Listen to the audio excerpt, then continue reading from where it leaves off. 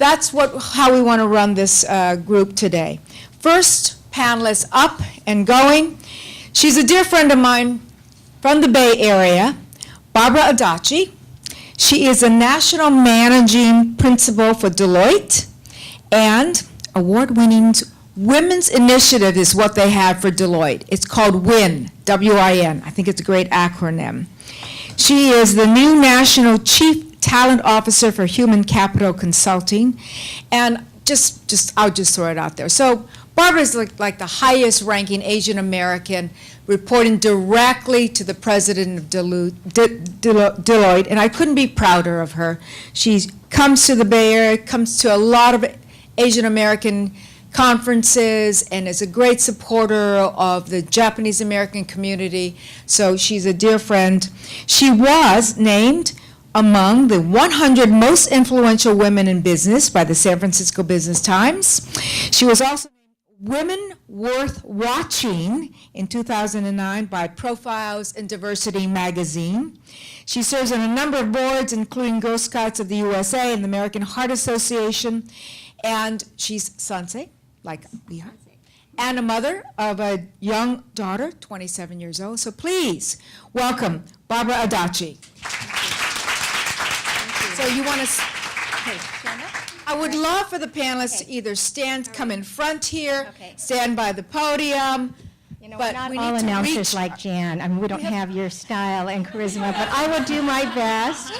But Barbara's brought us a PowerPoint, so take it away, Barbara. Okay, thank you so much for inviting me to be here today, and it's really a pleasure to be speaking with you and be part of the whole, Japanese American group here today. So a little bit about myself personally. I've been at Deloitte for about 20 years. I actually joined it in 1990 to start the human capital consulting practice in San Francisco with 2 other people, and I became a partner in 1995. I've known Tom for a while. It's so great to see you again.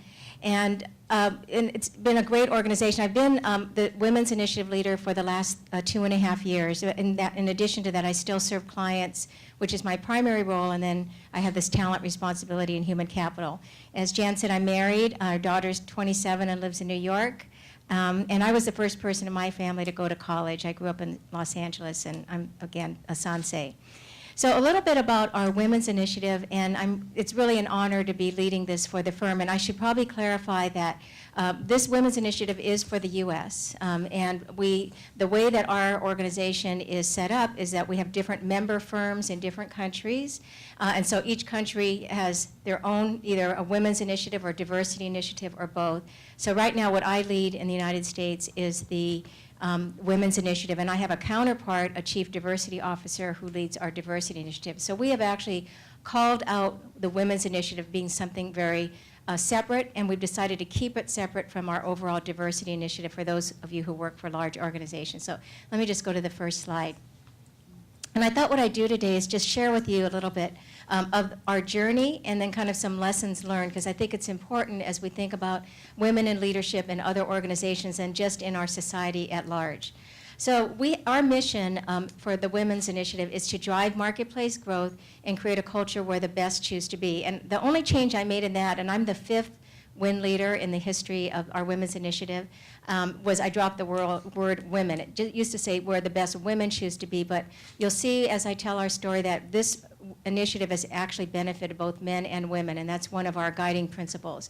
We just added a new tagline after going through a strategy refresh this summer about helping each woman to realize her aspirations. So in our organization, we recognize not every woman wants to be a partner. A principal is a non-CPA partner or a director. So what we really want to help each woman understand, what does success mean to her, and help her realize it. So you see our guiding principles are around having it to be a business case. Everything must accrue to the entire organization, and leading from the center, which I'll talk about in just a moment. So let me go to the next slide. So the business case that we really build this on, so just to be very clear, this initiative is not run by our talent or our HR organization. It is run by the business, and that's why, all of the leaders like myself have been in the business, and that's why I'm still serving clients for 75% of my time.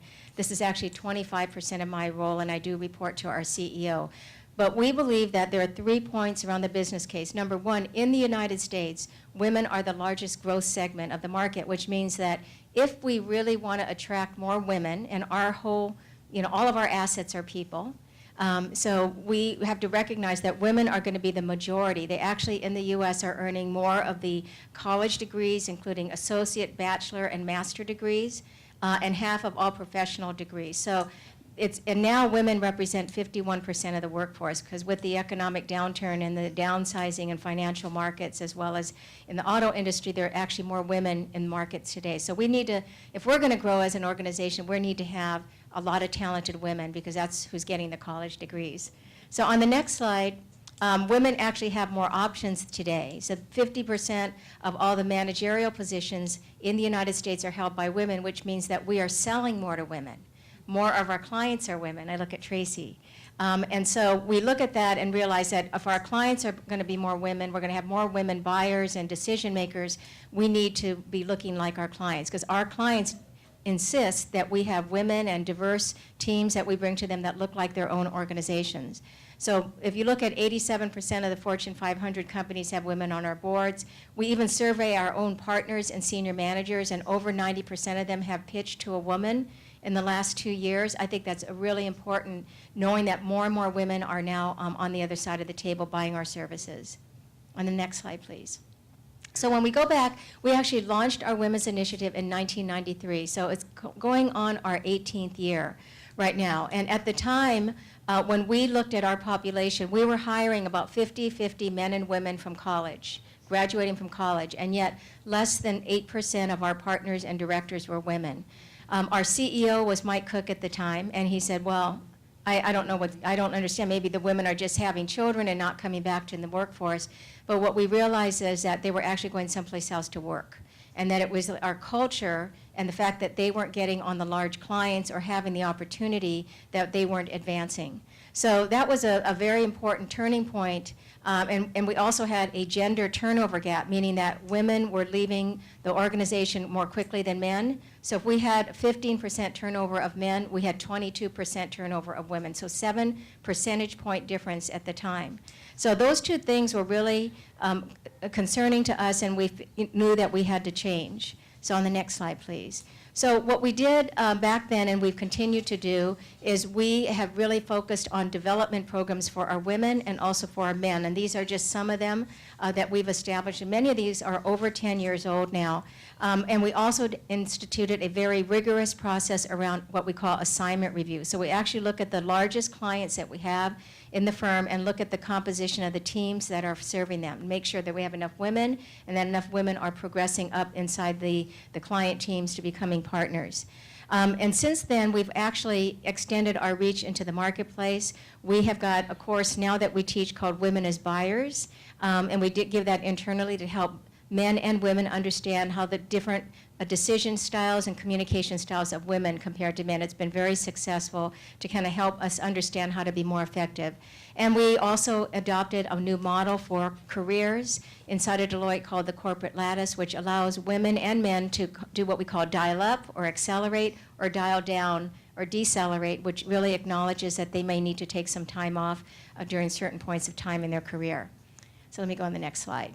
So this is an interesting timeline. I'm not going to read everything on here, but it really, what it shows you that, every few years since we launched the Women's Initiative, we've done something significant to refresh it. So back in 1992, we started with the task force to study it, and then we issued, by 1996, our first annual report. Actually, I brought a copy for you today. It should be here shortly, of the most recent WIN annual report. You're going to be the first people to see it because we just finished it 2 weeks ago, but we issue this every other year, and it's like a financial annual report, but it gives all of our key statistics, and it gives a lot of our progress in some of the events. So if those of you might want to know a little bit more about some of the programs that we do, it's fully described in there. And then if you look, we won our first Catalyst Award in 1995, and this year we're very excited to win our second Catalyst Award, which is the highest award that's given for a diversity program that advances women. So that was really significant for us because it was a testament to the fact that we've been doing this for 17 years, but we're still very dedicated to it. So we've had 5 CEOs in this period of time, and there's been 5 WIN leaders, so I'm the 5th WIN leader. I'm the first Asian WIN leader that we've had. And then Sharon Allen became our chairman of the board. She's the only chairman, woman chairman of any of the big four professional services firms. So it's very significant for us, and she's been in that role for about 7 years. So these are some of the things that we've done to kind of keep it fresh and make sure that we continue to innovate and not let the things that worked 15 years ago aren't necessarily going to work today. So on the next slide, please. So since that period of time, just so you could see the progress that we've made, the number of women partners, principals, and directors went from 97 to 1,100, and we have, I think, 1,150 now, women partners, principals, directors, representing 23% of our partner principal director group. The turnover gap went from 7 percentage points down to 2, so we still have a little bit of a gap. And I think, you know, in our biggest year so far was in fiscal year 2009, which was last September. 37% of the new promotions to partner, principal, and director were women. This year it was 30%. So we're still up there in the 30s, and I think we've got more flexibility for everyone. So I would say that today, WIN is really part of who we are. It's part of our DNA. It's woven into our culture, and I think that's what's really made it sustainable and lasting inside our organization. On the last slide here, the next one, or actually there's 2 more. This one really, we have to constantly do a strategy refresh because a lot of people say to me, well, gee, after 18 years, aren't we done yet? We won all these awards and, you know, we must be finished. But truthfully, we still have a lot more to do because we want to get those numbers up. And there's now external research like Catalyst that wasn't existing 15 years ago that really shows that organizations that have more diversity and women on their boards and in their leadership teams are actually more profitable. You know, analyzing return on equity at 35% higher and total return to shareholders of 34% higher. Again, this is really the business case for diversity and for gender. And then finally, just a few things to share. And these are, you know, the lessons that we've learned. You know, we drive it as a business case, so it's not embedded in HR, but it's embedded inside the organization. We have great leadership from the top. I report directly to our CEO, and he really is the ultimate champion of WIN, and it's fantastic. We measure a lot of things. We are, you know, an accounting and consulting firm, so we measure everything, but we believe that without that accountability, we wouldn't hold our feet to the fire. We've engaged men from the beginning, so I am thrilled to see so many men in the room. I know it was a requirement, but all kidding aside, I think it's really important. We've done that from the beginning. We believe that that's important to have men involved because it's really for the whole organization that it's going to benefit. And then again, we share best practices with you, with our you know, other professional services firms, other organizations that are interested in doing something like this. But the bottom thing that I've just highlighted here is kind of our new tagline, which is, you know, we want to continue to innovate. WIN has really been an innovation engine at Deloitte, but it's around challenging the status quo. So now what we have to do is go back and again review our policies and procedures to make sure they align with this kind of, you know, mass career customization, the lattice model, because it's real easy to kind of fall into your, well, this is working now, let's just leave everything the same, but we continue to innovate. So that's it about WIN, and thank you so much again for letting me share this with you this afternoon. Barbara Adachi, thank you.